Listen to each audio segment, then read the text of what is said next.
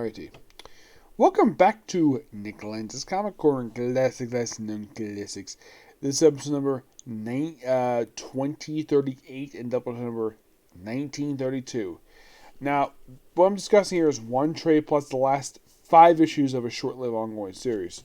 First up, we have Frankenstein, an Agent of S.H.A.D.E, Volume 1, called War of the Monsters. This contains the first 7 issues of this really good, awesome series. Written by Jeff Lemire. Yes, Jeff Lemire, who writes this thing. Art by Umberto Paliscia. Yes. They also have Dan Didio as a co-writing credit here because, of course, we have guest appearance by OMAC from the OMAC series. Yes. Yeah, for some reason they had guest appearances to promote the book. That's most what he's there for. Most of these stories is just basically a lot of the issues are simply this. Frankenstein is basically hunting like various monsters. At one point, he runs into the creature commandos. Yes. He also runs into his beautiful wife. Well, ex-wife. Yeah, the bride of Frankenstein is divorced from him. And she's got 4 arms. And later on, she actually sees somebody. Like, I think she oversees Swamp Thing. Yeah, this book, and by the way, they revealed the person behind a lot of the stuff that happened in the book at this point in time was actually Frankenstein's monster and Bride of Frankenstein. It was their son. What? Yeah, their son was responsible for it. Oh yeah, Father Time in this book. Now, pre-Flashpoint, he was an old man. Now it's a former little girl, a Japanese little girl wearing a sailor suit and basically wearing a diamond mask. Yeah, it's weird, but good book. Love it. Give this book a 9.5 out of 10. Just really good. Next up, we have the final 5 issues of the short-lived Order book. Written by Matt Fraction, art by Barry Kitson. Yep. Mostly put in the case issues, we just basically deal with various other threats in California. And then by issue 8, we have something interesting happen. We have the debut of Ezekiel Stain. I tried finding it. I couldn't find the issue. But yeah, issue 8 is credited for his debut in comics.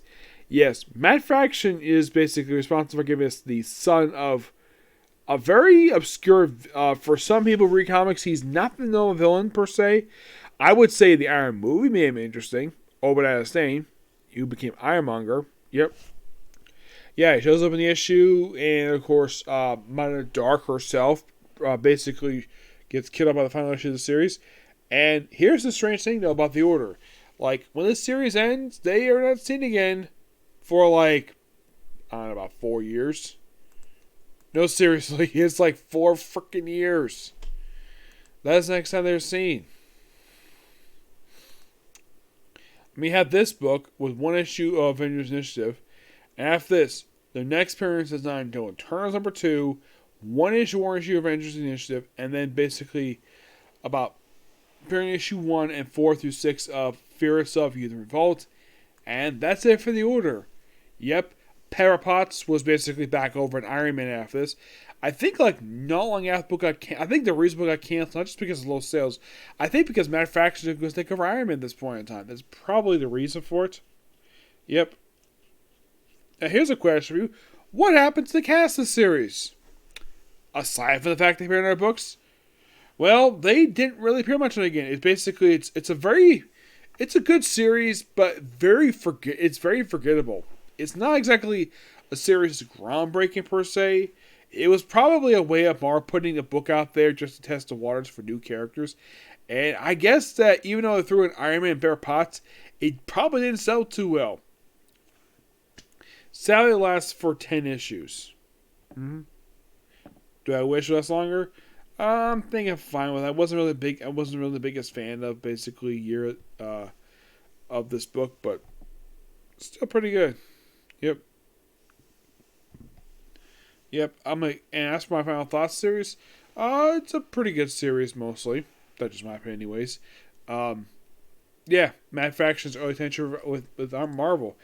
Let me check. I think this may have been his first comic he worked on at Marvel. Excuse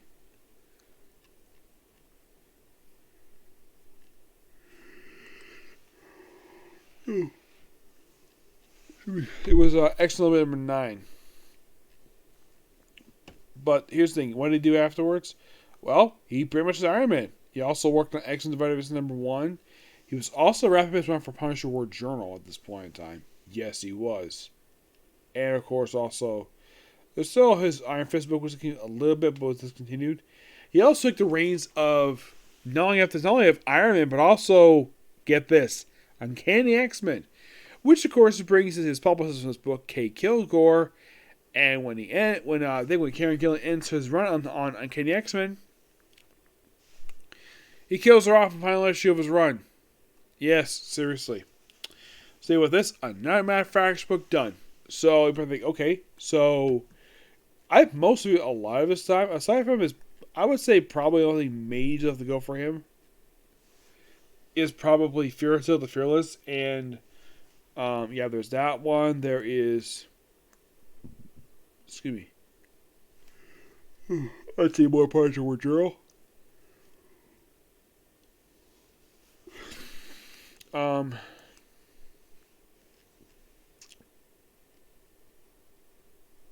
I'd say a couple series per se. Yep.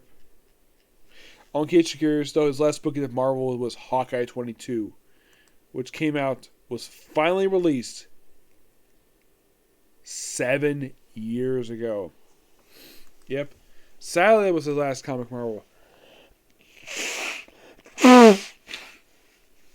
Still got a few series at the cover for Matt Fraction's time at Marvel, and that'd be pretty much done with him. But I would give the issues for The Order a 9 out of 10. Okay, so that's some single view, and that's definitely videos night. So, see you all later for more videos. Okay, next video. Bye.